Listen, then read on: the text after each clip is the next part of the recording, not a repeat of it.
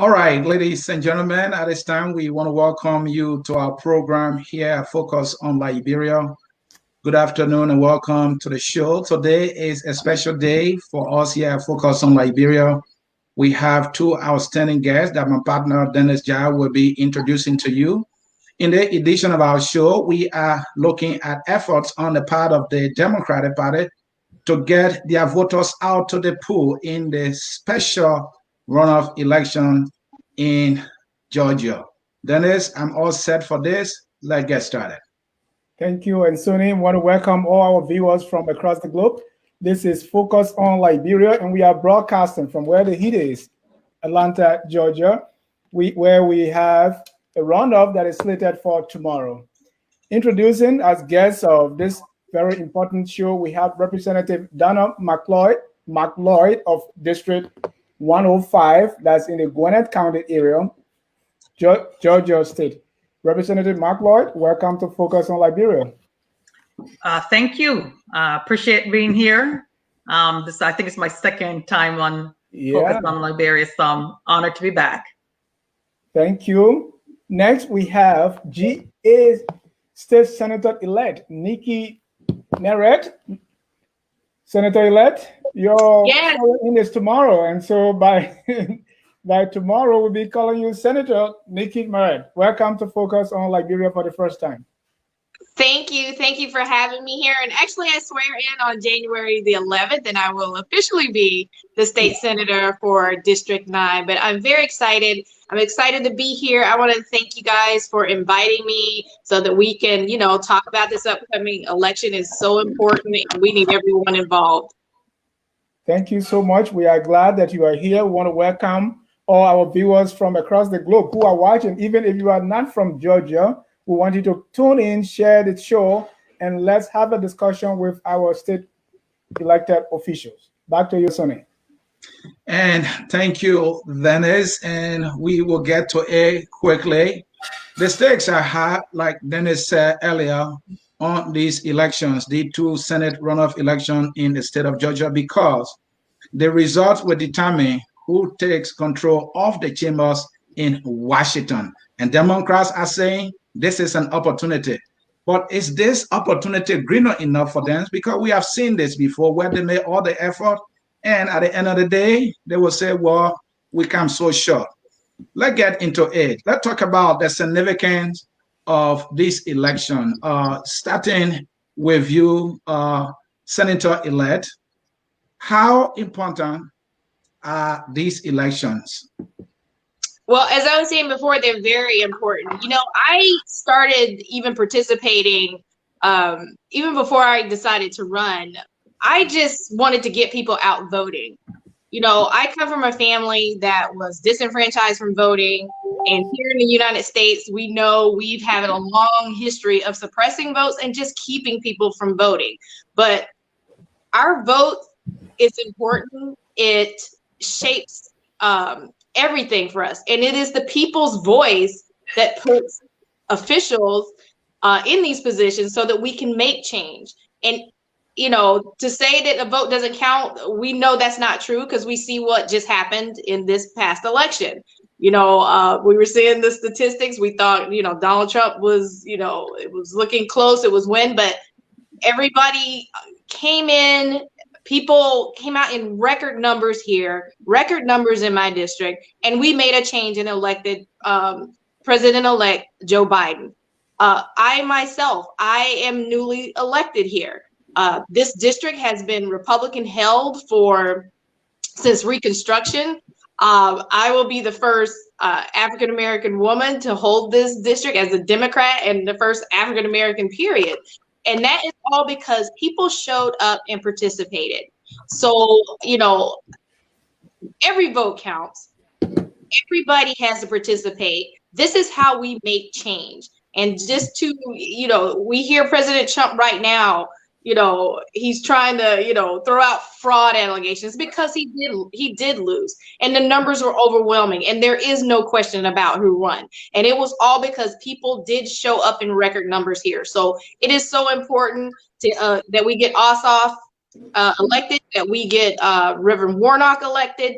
Everything that you can think of that you would care about as far as boosting our economy, our COVID response, racial and social justice issues here. These are things that President Joe Biden has promised us here to change in the states. But he can't do any of that if we don't give him the power in Congress to do that. We already have Congress, as far as Democrats are in control of Congress on the House side, but we also want to make sure that he has power on the Senate side, because the Senate, you know, has huge power. As we see, we tried to get an economic stimulus bill passed through. It didn't pass because Democrats, we didn't have the numbers to do that. So we can get Joe Biden the power that he needs. He can put forward the initiatives that he has promised for us, but we have got to get John Ossoff, and we've got to get Reverend Warnock elected to do that. Right. Thank you. And even before, and I know we're going to get into it, but just for the sake of our viewers, just a little bit of the district you represent. I know I introduced you a little bit. So let me start with Representative McLeod about your district, a little bit of who you are that I did not cover. And again, the question that Sonny asked later, why these elections are very important. Okay, so I'm Representative Donna McLeod. If you've watched the show before, you will know that I was born in Jamaica, so I am an immigrant to this country. I came here in 1998. I didn't become a citizen until 2012. I was endorsed by President Obama in my first run in 2016. I lost that race, but ran again in 2018 and won by over 4,000 votes. I ran again, obviously, for re-election in 2020, and I won by almost 8,000 votes over my opponent. I represent part of Bethlehem, parts of Decula, parts of Lawrenceville, parts of Grayston, and parts of Loganville in Gwinnett County. Of course, you know, it's long before I even thought about running for office. I've been engaged. I was doing civic engagement. I have a nonprofit organization called CANI, Community Action Network Initiatives. We've registered over 30,000 people. So we have been on the ground doing this grassroots stuff. And like I said, I was honored to, I supported Senator Obama in 2008. And then I was the National Director for Voter Outreach for Black Men for Obama in 2012. And supported him in his re-election, and he gave me the honor of endorsing me in 2016 as well as in 2018. So I'm very honored that I had this kind of journey when it comes to politics. What I will say, why is it so important? And you made a statement that we come up short some at times. So this has been remarkable. We've already had over 3 million people vote already. That is extraordinary. I mean, we're on pace almost with the general election. So people's engagement is there. People know the enormity of this race. I keep saying Georgia is on everybody's mind. That's because we're the center of the political universe right now. And everybody in the world is looking at Georgia, because we know that with poor leadership gets poor results. So the balance of power is in the hands of in the hands of Georgia, because with those two gentlemen elected to the state's Senate, to the U.S. Senate, the Vice President elect Kamala will present the 51st vote. So then the shift of power goes into the Democratic hand. So we actually will hold the gavel in the Senate as the majority. And so there's a lot at stake. And I think my colleague over here mentioned a lot of things like social justice, but truth, facts, data is on the line. We have seen the blurring of the lines with lies and distortion. And that is just not the way you make decisions in life. You have to make decisions based on facts and data. And so you got education's on the line, healthcare, women's reproductive rights are also on the line. So it's everything. And what I've always said to people, anytime I go out, our government literally stands on our tax dollars. It is the money that we pay in taxes and how it's being used on our behalf. That is what our government is about. So the money that you pay in taxes, is it being used to make sure that you get a return on investment? There's nobody that plays the stock market that says, I want to play the stock market and not make money. Well, we don't have that opportunity as taxpayers. We're automatically taxed. As long as you start paying taxes, you're obligated to paying taxes. So the idea is that whoever is sitting in at the table, that they are making decisions that will benefit you. The clean air, clean water, roads, all of those are paid for our collective tax dollars. And so I want people just to kind of recognize what it is about governing. There's two different parts to this: politics and governing. The politics part is about persuasion. So I'm running as a candidate and I'm going to try to get your vote. So I'm going to try to make sure I present the best platform for myself and tell you what I plan to do. And then there's the act of governing, and that's the actual doing of that job. So it's not that it doesn't include some politics on it, but we have to focus on what we were elected for, and that's to serve the people. And that is the most important reason we are elected, is to serve the people.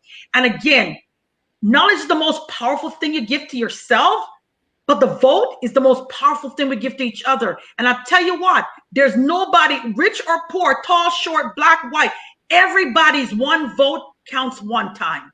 And so your vote matters. It's enormous. And it's the way we're going to live, through your vote, each and us putting our part and saying where we stand on seeing a society that works for everybody. Yeah, what I want to say, and let me start with you again, Senator-elect. When Abraham Stacey was running, hopes were in the roof.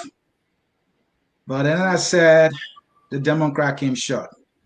You wanted to take control of the Senate. It didn't happen in November when you had Joe Biden. It was a high turnout election. And when we look at the statistics from this election, we realize that the Republican candidates, they got more votes compared to the Democrats. So my question is, how do you turn it around to get these two seats so that you can take control of the House? What are the specific efforts that you are making to make that happen? And you're talking federally, is that correct? Yes, I'm talking federally. Yeah. So how we turn it around, we reach out to everybody we can. Representative McLeod and I were talking just last night, a lot of it is educating our electorate, not only educating our electorate, but reaching out to our personal network and asking everyone from our personal network to reach out to everyone in their personal network. And we have all got to hold each other accountable to get out and vote. We've got to, you call your uncles and your aunties and you tell them, did you vote? Ask your friends what their vote plan is. Georgia has been doing an incredible job with coordinated campaigns, coming on board, helping us here in Georgia with phone banking, with knocking on doors. We're running commercials. You can't hardly turn on social media without seeing a Warnock Ossoff ad right now. So the key is to just keep it in people's head. This is my message. This is who is running. We need you to get out and vote. And we keep telling them and keep educating them on, like we're telling you, why this is so important, so that we have the power to make change. Joe Biden can be there and he could pass, he could propose 10 bills that would, stimulate our economy. But what if he can't get them passed if we can't get them out of the Senate? And so we educate people on things like that, and just mobilizing and talking to people, imparting on them the importance of this election. That's how we win. And honestly, we already have record numbers of people that have early voted. And I expect election day to have those same record numbers. But right now, Democrats are looking really good. We just got to get the final push out, get the message out to people that we're not done. We still need everyone that has not gone out to vote. And ask again, hold your friends and family accountable. Keep spreading the word. Keep social media churning, and that's how we're going to win. Talking about how we're going to win, then let me ask this question. Why are the polls telling you now? I know you politicians will always say, don't listen to the polls, but you still listening to the polls. What are the polls telling you right now? And is that something promising for you, you think? Yes, so we're not just looking at the polls. We actually have data analysis that we actually have teams of people that actually analyze data. Right. We believe on our side that we have between 185 to 190,000 people cushioned going into election day. So that is something that we're using. This is data and science. This is not theory. So if we're looking at the patterns of voters, that is something that we feel very comfortable with. I also want to let the audience know that 112,886 new people that did not vote in the general election actually are voting in this election. So, and we had an ability to register new voters in the time from the general election until December the 7th. We were able to register new voters. So, and that was like 63,000 new voters was actually registered from that period. So we feel strong about that. But it's not just that. You have people on the ground, I mean, literally doing the grassroots organizing and getting to the doors and engaging people. We're doing the texting and all of that. But most importantly, what we want people that is listening right now, if you have not voted, tomorrow is the last day to vote. To find your polling location, you can go to iwillvote.com. iwillvote.com, put in your, and then it basically will move you into the Georgia Secretary of State website. Once you get to that page, the My Voter page, you're going to put your first initial, last name, your date of birth, and the county you're registered. You hit submit, and you'll be able to find your polling location. Remember, this is not about the early voting anymore. Early voting is over. So you are now going to be voting at your polling location on election day. So you want to make sure you know your location, you know the times and the dates. The time is usually from 7 a.m. to 7 p.m. Unless something happens on that particular day, they might extend the voting because maybe equipment issues. But keep in mind, 7 a.m. to 7 p.m. Get it out of the way as early as possible. The day should be quite nice, actually. It's looking around between 54 and 60 degrees outside and sunny. So there won't be a lot of excuses to be made. But just know that we feel comfortable with where we're at right now. So what are the numbers telling you from the early votes? Yeah, so that's what I was saying. We're going in with a cushion. We feel a cushion of about 185 to 190,000 votes above the Republicans. In every elections, the voters you are talking to always say, "What is in this for me?" Our audience are mainly immigrant community, especially African immigrants community. What's in it for us voting for your candidate? So I'll take it on. So let's just say this one thing: we live in the same boat right now, immigrants and non-immigrants, and people that have green paper, green cards, or citizen. We're in this boat together. But as immigrants, just the malicious way that immigrants have been stereotyped under this administration, that's one thing that needs to go right away. When you focus also on healthcare, the immigrant population gets hit the hardest most of the time because they usually don't have the health care needed. And it should be a right in this country. So we want to make sure that the policies in our party, and again, Democrat, Republican, it's about policy, how we actually view the world and the people that live around us, and how we want to make sure that people have the things that they need. So if you're asking me as an immigrant, even immigration policy, just having the ability to, if your family lives in Liberia or your family lives in Jamaica, just knowing that the process is going to be a process that is actually workable. Right now, so many people are waiting in line. It hasn't moved. We've had an administration that has checked out. And so the basic needs of us, all of us, is to make sure we have a roof over our head, food in our stomach, clothes on our back, and an environment that is applicable or amicable to human life, right? So all of those things are critical to everyone that lives here. But for immigrants in particular, like even here in Gwinnett County, where they had a 287G, where federal government was working with the county government to basically, you know, call somebody illegal and take them out and then profile them, racially profile them for no reason. So the immigrant population has a lot to gain with a change of administration, because this administration, this current administration, has been nothing but hostile to immigrants. Yeah.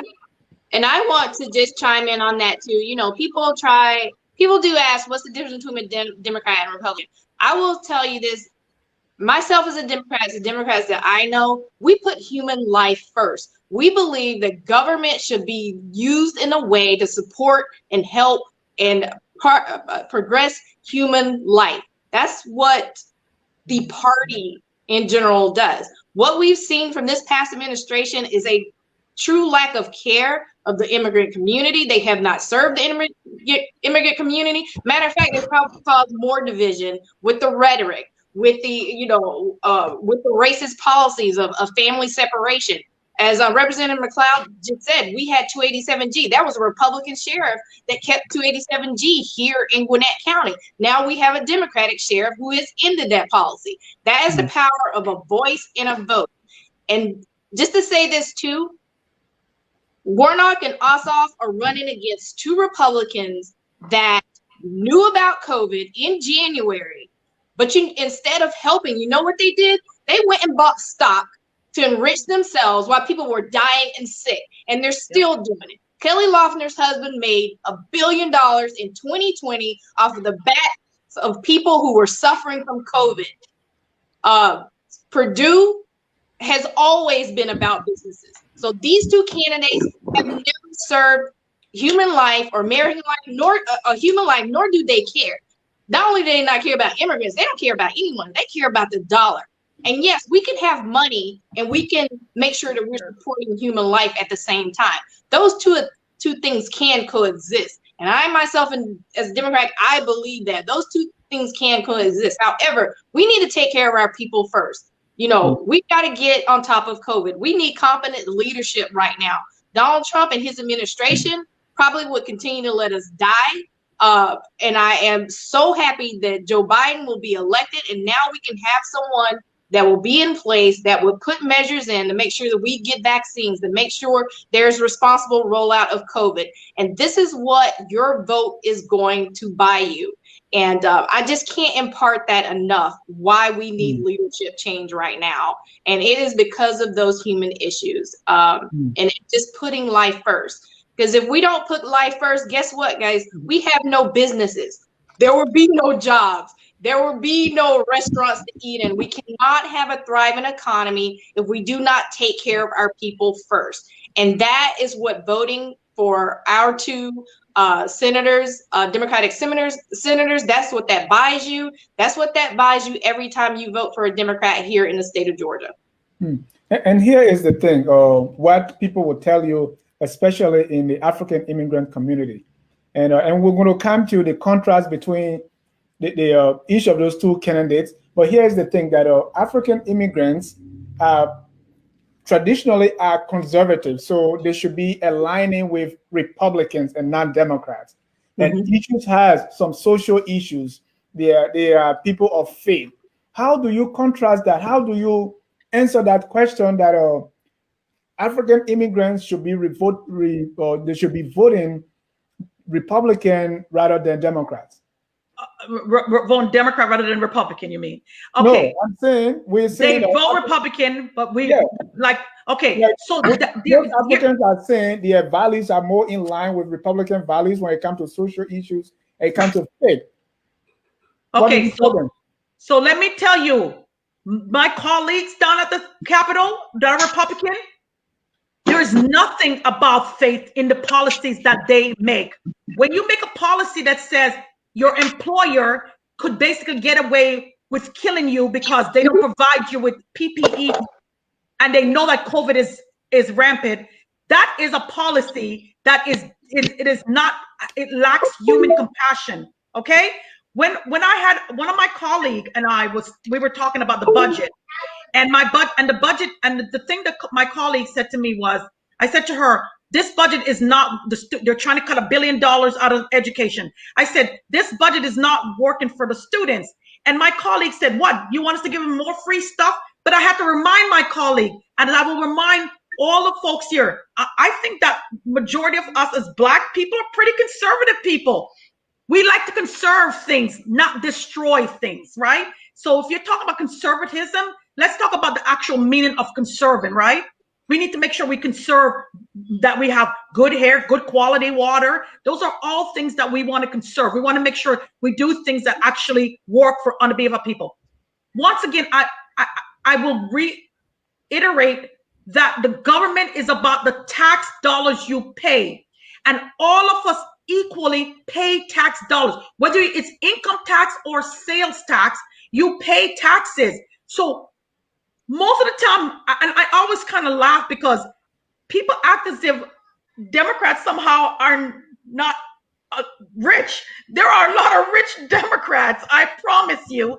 And that doesn't mean that we don't care about the moral issues. But when you talk about government and governing, it's about the dollars that each of us contribute to the society. So that's why you cannot say, oh, as a Black person, you can't go into that store and buy something because you're Black, you can't use. That's why the civil rights movement created that kind of separation of understanding of what is important, right? Money is the driving force for government in this country. So when people talk about their moral right, it was immoral to own human beings as slaves, but it was capitalism that held people in bondage, right?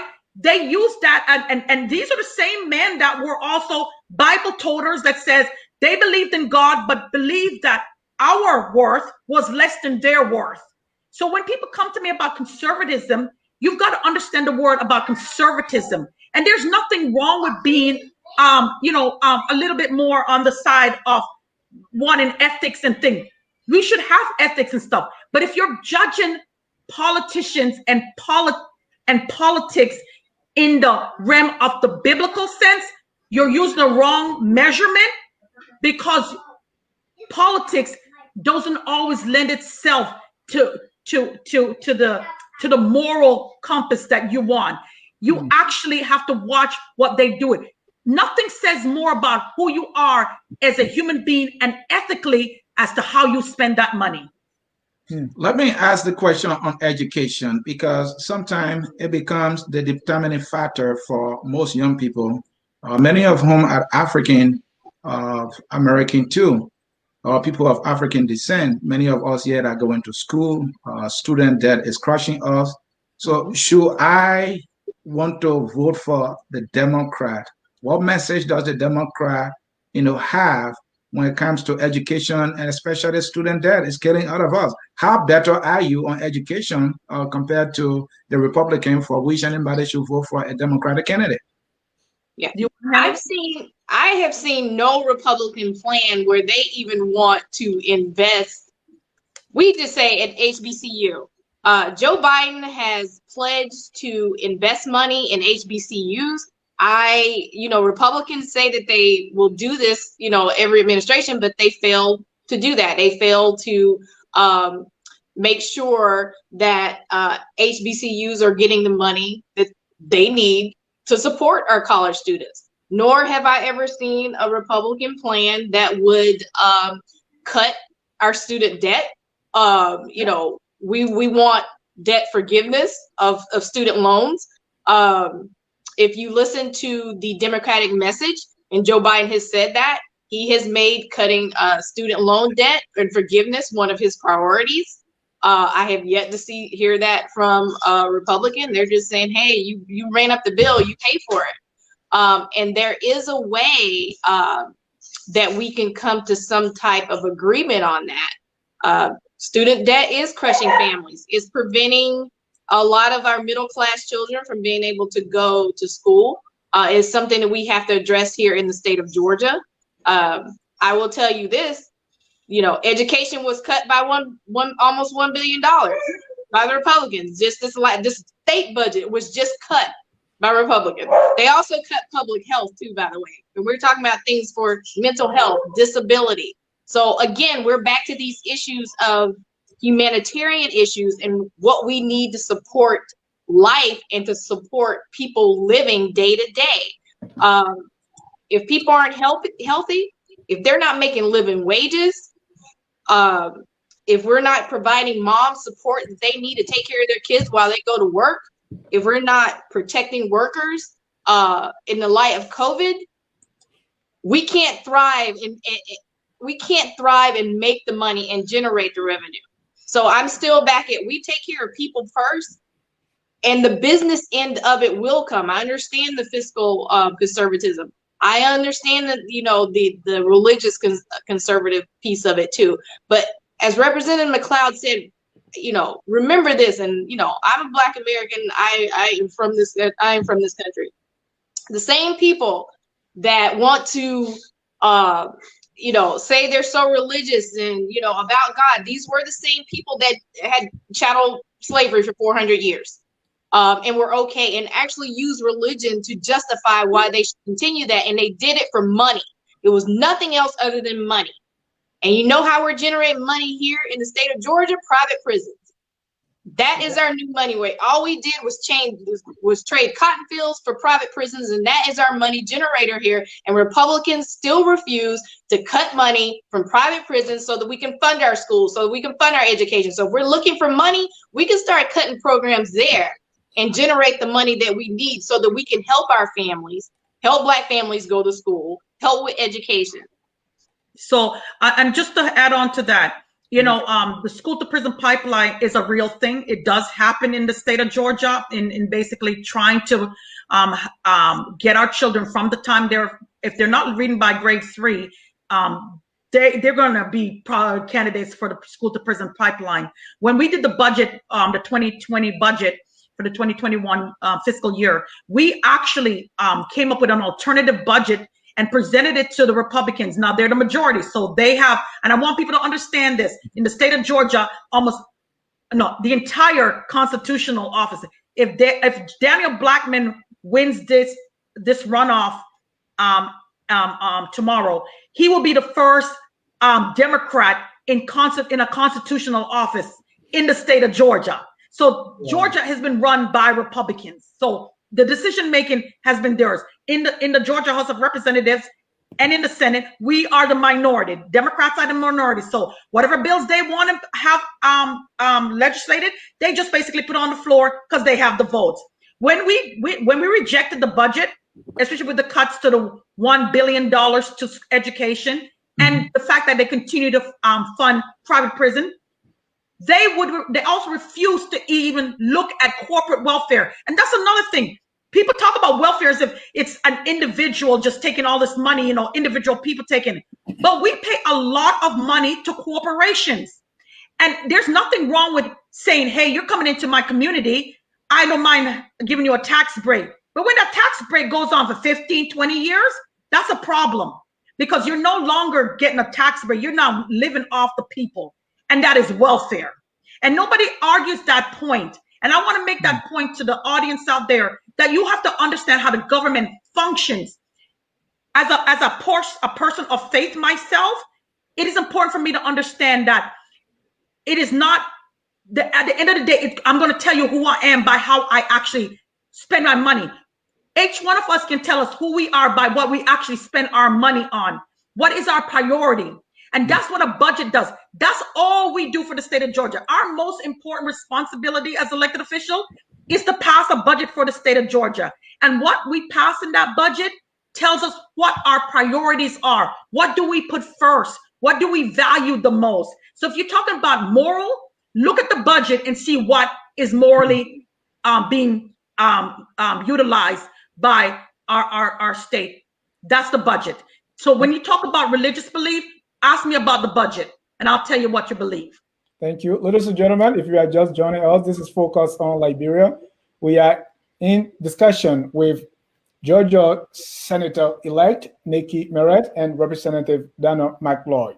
Now, my next question is, depending on which pair you want to take, the election will be between John Ossoff, a Democrat, and David Perdue, the current senator, a Republican, also Raphael Warnock and Kelly Loeffler. Why should we vote one over the other? Why is your candidate should get our vote? You can take any pen. We'll start with you, Senator-elect. You're on mute. And I did touch on this before. Basically, Senator Perdue is all about profit, not about taking care of people. Senator Perdue has not, I think Ossoff has called him a crook. I would agree with that. Anybody that's insider trading while people are dying of COVID, you are a crook. You are taking life and money from us. Kelly Loeffler, the very same thing. Insider trading. They knew COVID was coming, yet they still chose to invest money into the stock market instead of taking care of people. And I just think of what good they could do with their money. I mean, people are hurting right now. We have unemployment. We have, people that are just sick, and they could be using their power and privilege and money to help us out of this. But instead, all they care more about is profits. So I guess my overreaching remark is still the same thing that I would say. You have to kind of examine what's important to you. Is it human life, or is it money or profit? And I would say, yes, we need money. But again, we cannot generate the money, boost our economy, have social and economic justice here unless we're taking care of our people and electing those people, those candidates that are about those issues. And I will tell you, Raphael Warnock has always been a champion of human rights, of helping his community. He's a reverend, if we want to, go back to religion, but he has spent his life always helping in his community.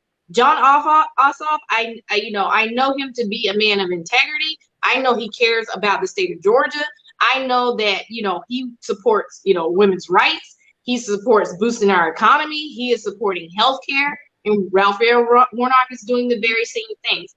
I have yet to hear Loeffler or Perdue say any of those things, that, they're about making sure that we have equitable health care, that we have, an economy that works for, all walks of life. So, that's the main difference of those two candidates at the end of the day. It's okay to have the corporation and the money, but again, we have to take care of people and make people our priority. At the end of the day, it is about number to make all these things that you have, put into place, talking about your plans. If you don't get the votes to win, you will not make it happen. And I'm talking about the Senate runoff elections.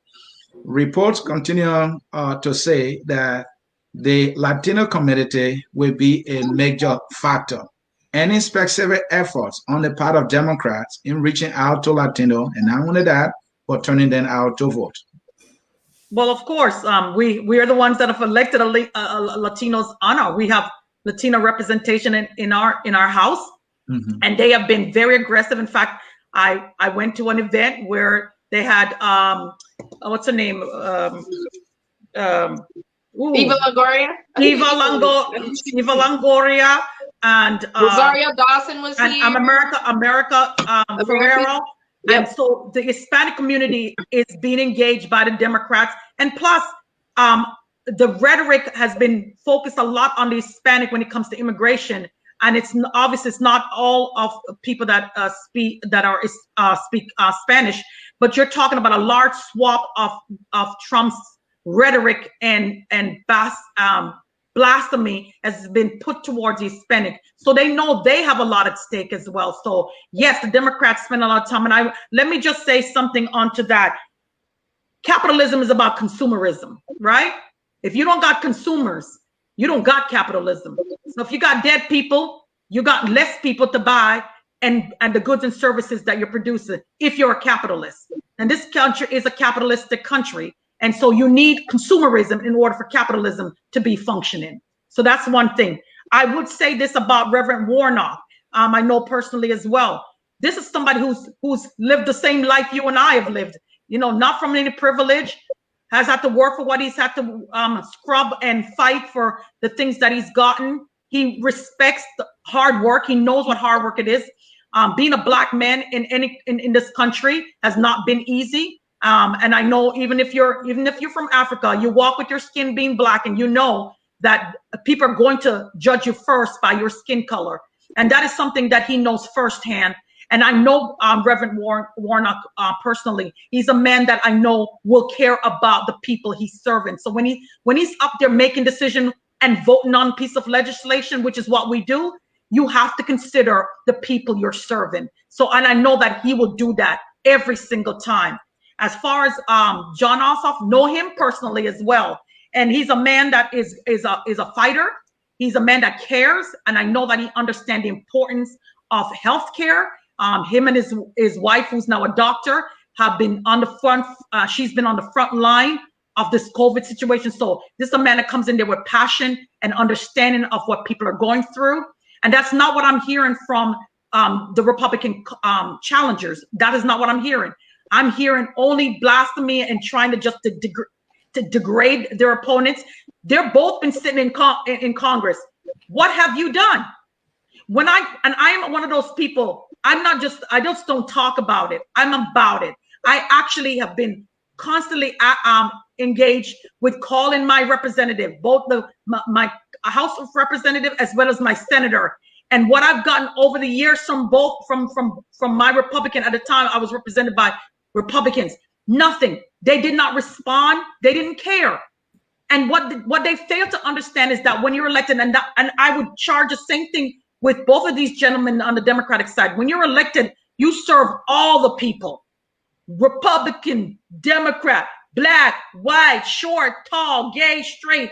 You represent all the people. So your job is to make sure all the people get as much as what they need as possible, and maybe even some extras if need be. But the needs are great.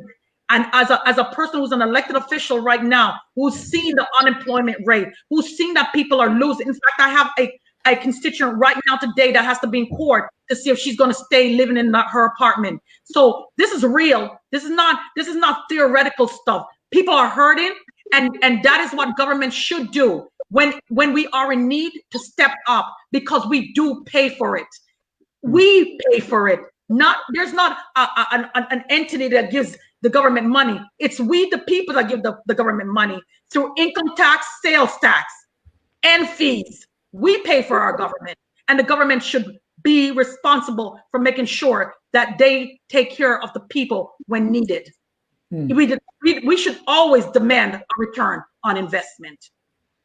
One person who is not on the ballot but is playing a significant role in this election is President Donald Trump. In fact, what he has done adequately is to cast doubt on the election results and want for it to be overturned. To what extent is this impacting your campaign, or help impacting negatively or positively what you're doing to bring people out to vote for your candidates? I think on the Democrat side, he's helping us. I want him to keep saying it's fraud. I'm hearing Republicans saying we're not going to vote in a fraud election. Okay, but I'm going to tell you this. Democrats are more motivated than they've been historically that I'm aware of. And it is because they saw what happened in our general election when we elected President-elect Joe Biden and Senator Kamala Harris. I think that showed our base what is possible when you guys show up. We've counted this election now. Well, we've recounted votes here in Georgia alone, 3 or 5 times? Every time Joe Biden is the winner. They've counted them forward. They've hand counted them. They've done audits. He's still the winner. That's because people got out and voted, and we won, and Democrats won. That has energized our base. If Donald Trump and Republicans keep wanting to, put these false claims out to their base, they're hurting themselves at this point. They're suppressing their vote. But I know Democrats are ready. We're fired up. People, as Donna said, people registered and came out to vote who haven't even showed up before. My son turned 18 December 15th. We had him registered the day after the November election. He just dropped his ballot in. He's 18 now. He turned 18 December 5th. He just dropped in his ballot. So we mobilized, and there has been a huge grassroots efforts to even capture those voters who were 17 and a half in November, who were going to be turning 18 by this election. We've captured those voters as well. We're seeing amazing numbers. So, I can only say on our side, I don't think our turnout is being depressed in any way. What we are going to have to worry about is any suppressive actions that may happen on election day. And again, just making sure that the votes are being counted fairly, accurately. We count every vote. And because Georgia is under so much scrutiny right now, I think, honestly, this will be probably the most accurately counted election coming up, which, gives me a lot of hope and just a lot of belief in this election cycle and our ability to even win these 2 seats. And Senator, before Representative McLeod can come in, women issues. How better are you, talking about you Democrats, on women issue compared to the Republicans, for which your candidate in this Senate runoff should be voted for? Do you want me to take this one, Donna? Oh, I thought he was asking. Are you asking her first, or you asking me? Yeah, let her go first, and then Okay. you can come in and comment on Trump behavior also. Yeah, go ahead. Right. So when we're talking about women and women's rights, we already had at our level here in Georgia an attack on women and their right to choose what was good for their own bodies. We passed, we had the abortions ban bill, which, I call it the forced pregnancy bill, or however that you had it. But whatever you believe, that was an attack on a woman's right to make her own decision. So we have an issue there that I know that our 2 Senate candidates are going to protect women's rights. Sorry, y'all, my dog's barking because my husband just left.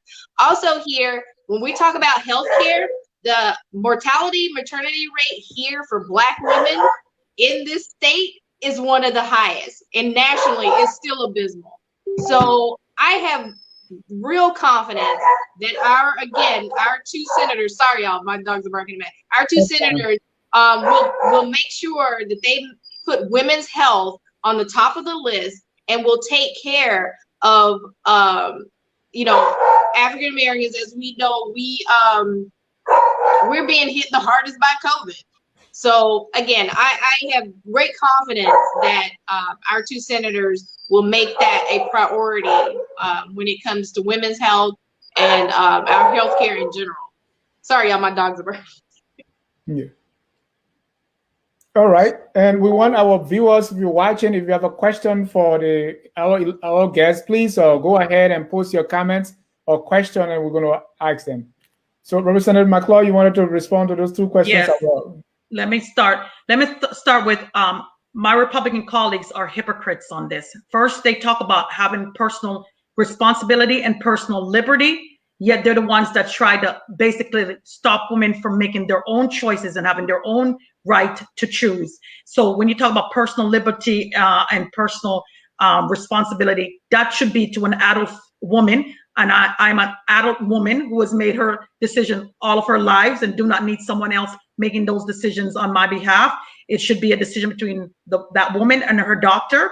And so to me, you're talking about hypocrisy at a rampant rage when you talk about Republicans and the way they speak about liberty. When you have talking about,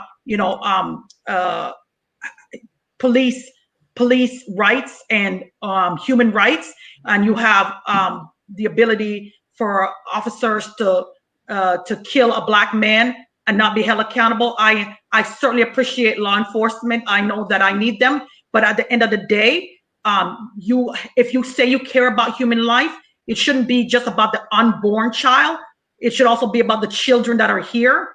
And if you care about human life, you should care about the rate of the mortality rate of Black women having babies that are dying, giving birth to children they want, and we have to force them to put some money to help and find out what is causing Black women to lose those babies and have babies born dead because they're not getting the proper health care, nutrition, and all of that. So if you're talking about health care and where we're different, we do not deal in hypocrisy. They do. As far as Trump and his behavior, he has been, to me, a person that is constantly first, let me start. This man has never read the Constitution. And as a person who has read the Constitution, because I had to become a citizen of this country and take the test, this man has no idea what's inside the Constitution, first and foremost. Secondly, with what he just did, with the recording that just came out, with him pressuring the Secretary of State to find him as 11,780 votes or 81 votes to put him over the top, that is criminal. You don't order an elected official to do your bidding. So this man has no moral compass. And to think that people actually trust this man to make decisions on their behalf, I feel there's something wrong with that when this man has no comprehension about humanity. He is transactional. He doesn't understand if I see you and you need something, I just give it to you. Trump does not understand that human connection. He doesn't understand that because he doesn't come from that place. He comes from a place of take, and it's all about him. And I hope, and I hear that the Fulton County District Attorney will be conducting an investigation into the way he's basically tried to bully the Secretary of State on this issue of his failure to win in the state of Georgia. And the reason why the Secretary of State cannot falsify anything is those paper ballots. The reason why President-elect Biden went over the top was because of absentee ballot that basically can be audited and recounted. So we know this and we can track ballots. So it is impossible for Trump to get that election win. So he needs to go tell his supporters to stop harassing us at the state, because that is what we've been going through, harassment. I've been getting almost every day, almost 2,000 emails of people getting wrong information, and some of them bordering on threats to my life. All right, folks, you are watching Focus on Liberia. We are in conversation with two legislators from the state of Georgia, and this is a democratic effort to turn out the vote in this runoff election in the state of Georgia. Whoever wins the 2 seats will take control of the Senate chamber in Washington, and that is a big deal. And they said they can't sit by to let that happen because everything is on the line. At this time, we will read some comments here quickly, and after that, we will take their closing statement. So then let's get ready. I will put this one here. This one is from Kanda Jaliba, saying, I'm watching from Florida. So you're watching from Florida, call somebody in Georgia you know to vote. Then we have this one from Eugenia Ja. That is somebody connected to us, watching from Georgia. That person is a resident of Georgia, by the way. We have Prince Deba. Deba is watching from all the way Monrovia, Liberia. And we have another one here from Fred Dennis Nangbe. If you are discussing Georgia U.S. Senate runoff, why you name yourself Focus on Liberia? Some Liberians are Americans too, my friend. Dennis, it's your time to read some comments. Yeah, Francis is saying we should be discussing Liberia, not Georgia runoff. So we responded that Voice of America discusses Liberia. British Broadcasting Corporation, BBC, discusses Nigeria, Liberia, Haiti, and everywhere else. So right. That's your response, friend. And we do have a lot of Liberians living here in the great state of Georgia, too. Exactly. And wherever you live, whatever affect Liberians here, even those that are not citizens but live in Georgia, affect. If you are driving on the road and the road is it got potholes, it's not going to say, you can't drive here because you don't have a Georgia license plate. Yeah. So we have the one from Maria Seaton. She writes, get our votes, Georgia. She's telling Georgia people to do it. We have another one here from Jimmy Eastman. Jimmy writes, where are your guests on affirmative action? What do Democrats do to promote minority businesses? Keep that one. You have to answer to that one. And we have this one from Ambassador Bwaka M. Kamara. Impressive and boast for women empowerment, he writes. Where's the final one here? This one is from Maria Seaton again. My family and friends are in Georgia. Reach out to them. Let them go out and vote. We don't let them go and vote. Let them exercise their rights. Aliu Kamara said, congratulations, ladies. All right. So we have 2 questions there. So you can respond to the 2 questions if you don't mind. On affirmative action, I believe in it. Again, I am from here. My family has faced racial inequality and every form of suppression that you can name historically, and living through a Jim Crow era. And all of these measures, or all of these, not these measures, all of these things, just slavery, the Jim Crow era, all these things put Black people behind.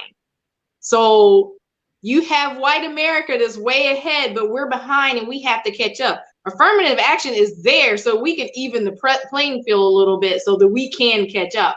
I believe in it. I know some don't, but I think sometimes we just need a chance. We need to get our foot in the door. And that's the way to do it. And I have no issue with that. And it is because we are playing on a socially and economically inequitable playing ground. And it is because of the racial disparities that have plagued this country for years. As far as minority businesses, I think one thing that we're going to have to do coming out of COVID is look at it, things like maybe giving some tax breaks to our small businesses. That's one area we could do, and it would help minority businesses. I think we need to make sure we're educating minority businesses and making the process easier for them to gain like certain contracts here across the state. I know here in our county, that is something that we have to work on here as well, making sure that opportunity is open for small businesses. And so that's just a few things that I suggest, the tax break, somehow build in some incentives. I would love to be able to tax large businesses more to help our small business. That's a long-term goal somewhere along the way, but that's just some of my thoughts on both of those. Go ahead, Dennis. So affirmative action, and my colleague had summarized a lot of it. First of all, this country, because of its very history, systemic racism is not just a word, it's a fact. If you weren't at the table at the beginning of the inception of this country, your views were not highlighted or respected or thing, because once again, we've got this country and the people in this country believing that Black independence happened on July 4th, 1776. That is not true. In fact, Blacks did not come off on plantation or have emancipated until 1865. So there we go. Just the mentality of re-educating all of America, by the way, not just African Americans, but all of American in white Americans accepting responsibility that they are the benefactor of that slavery plantation system that occurred. So affirmative action, I would like to see it one day not be here, but right now it's still a necessity because the rules are still not in place that makes it fair or equitable for everyone in this country. So affirmative action is a necessity, and I support affirmative action. As far as small business, I'm a small business owner.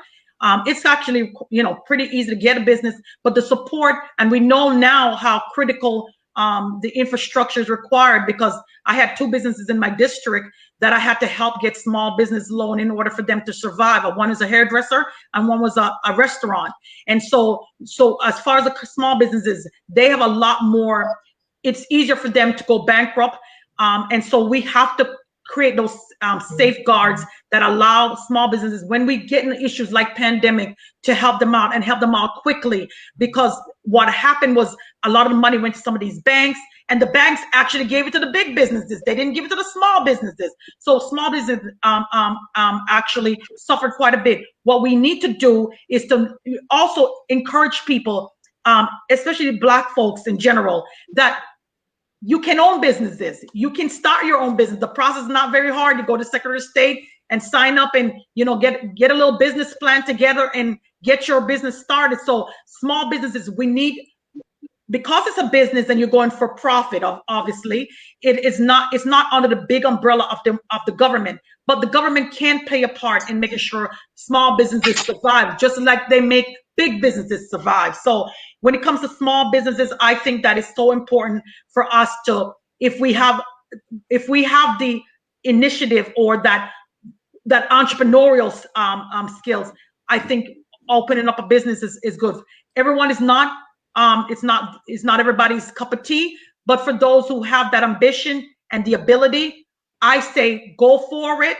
And as far as somebody in the legislative branch, we want to make legislation, and I'm definitely, we always work on legislation. And that's the one thing that I will say with the Republicans, they also see the importance of small businesses, so we can work, we can cross lines with that and work on legislation that actually impacts small businesses, and we support that because we support small business, because most of the businesses in my district are small businesses. They're not big corporations, they're small businesses. And by the way, we have to support those businesses too. That is also a requirement to survival of a small business. Thank you so very much, folks in cyberspace. You have been watching Focus on Liberia. We have been in this exclusive conversation with Georgia State legislators, and we are happy that you are here. I think we should do that quite too often. You are from the community that we are all part of. We should bring the community to you and bring you also to the community, because that will be able to inspire all of us to go into those territories some of us can be shy to get into. I think we will better be able to represent ourselves in this society we are 100% part of. Dennis? One comment from Yinin San says, so excited to see more ladies getting involved in politics. They make good leaders. It's watching from Minnesota. And Vincent Bakia says he's watching from Phoenix, Arizona. My son has traveled to Georgia to knock on doors, get out and vote. Don't be too happy. His son might be Republican. But you know what? But he's engaged in the process. He's engaged. He's involved. And we've got people from all over. Yeah, all over the I mean everyone. Just vote. I want you to exercise your right to vote. I don't care if it's Democrat or, of course, I want you to vote Democrat on my side. But my whole goal is just make sure people are getting involved and they're getting out the vote. So Democrat, Republican, just make your voice be heard. He's a young man. He has different views, and that's okay. That's the beauty of being in the United States. And I can tell you, Nikki is part of my nonprofit board, Can I? And long before she even decided to run for, and she said that I was her inspiration to running, but long before she even ran for that, she was always committed to civically engage. And when we register people to vote in the state of Georgia, we do not register by party, we just register. So we don't know if the person's going to be voting Republican or Democrat. We don't care. We want people to be engaged. And it is the responsibility of the voter to do their homework too on the people they're electing. So it goes both ways. And I tell people all the time, when you elect somebody, that's just the beginning of your process with that person, because you have to keep them accountable as well. Accountable, yes. All right. Thank you so very much. At this time, we will take your closing statement. The election, my understanding, should be tomorrow. Yes. It is about time to speak to the voters directly, as we media people will ask you to do, to go out and vote, maybe for your candidate. Yep. And I'm just gonna close with what I've been. Get out and vote, you guys. Your voice matters.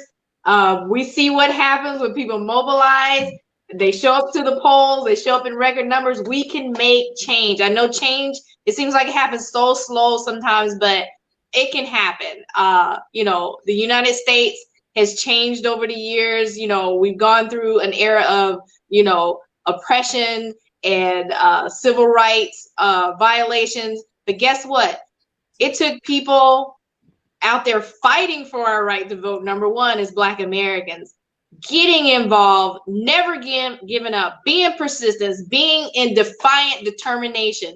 And that's how I want everyone to go out and cast their votes. And when you stand in line, you stay in defiant determination that you're going to get that vote in. And we're going to elect Raphael Warnock and John Ossoff and Daniel Blackman. We're going to get all of those Democrats over the line so we can make some real impactful changes, not only in the state of Georgia, but across the United States. And this is such a critical election for us to be able to do that. And you guys have the power to shape that. What I would say is thank you guys all for listening and watching and being patient enough to take the time to think. First of all, I was not born here. I said that before. So I had to earn my citizenship in this country. So I actually read the Constitution, had to take the test, had to run around to do the biometrics and the fingerprinting, and then, hope that I could get sworn in the same day I took the test. And I was one of the fortunate ones. But the right to vote is so powerful. It is the one right that you have that you actually share with other people. It's your single vote, but collectively it is massive, right? And so you should never take the right to vote for granted, especially those of folks that are born in this country who have really, their ancestors have really paid the price in blood. And I don't, and that is not an understatement, that is a fact. So when I look at the right to vote as that precious right, and everyone is equal with the vote. It doesn't matter if Kelly or Purdue has billions of dollars. They only have one vote, and so do you. And I think our candidate, Reverend Raphael Warnock, John Ossoff, and Daniel Blackman, who's running for the commissioner, the public service commissioner, are all people that care. And that is something, empathy. Empathy is something I feel lacks in the other candidates. They lack that empathy. And that might seem minor to some people, but when you go into making legislation and thinking about people, you might not experience everything you're voting on, but you have to put yourself in that person's shoes to see how it might affect that person. So empathy matters. And I've said this before, to whom much is given, so much is expected. And I've said it before,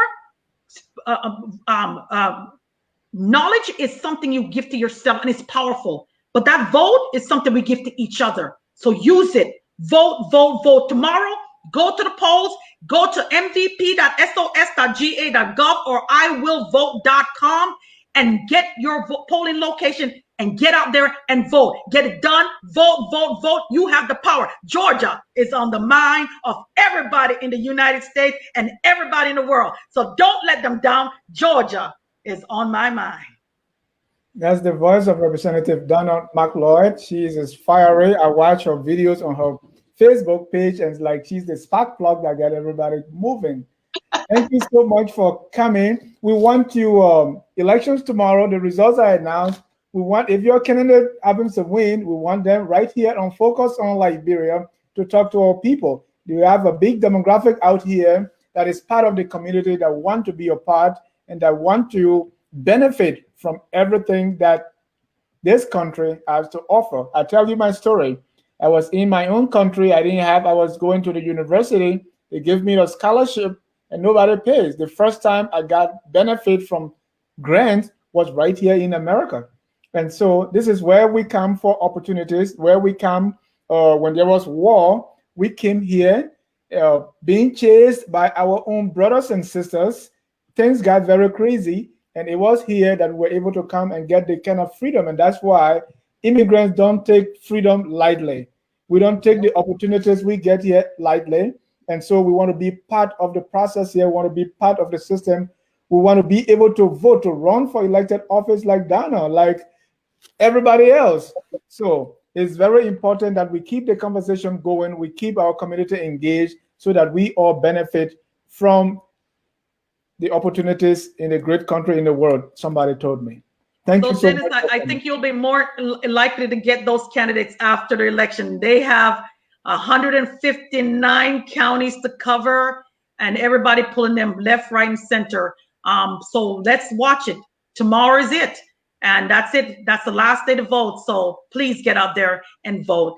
Again, get your polling location, iwillvote.com. And so, folks, that will do it for us. Our closing song that says we are all Liberians, and Liberians are also Americans. Go out and vote. Thank you, and bye-bye from us. We are Liberians.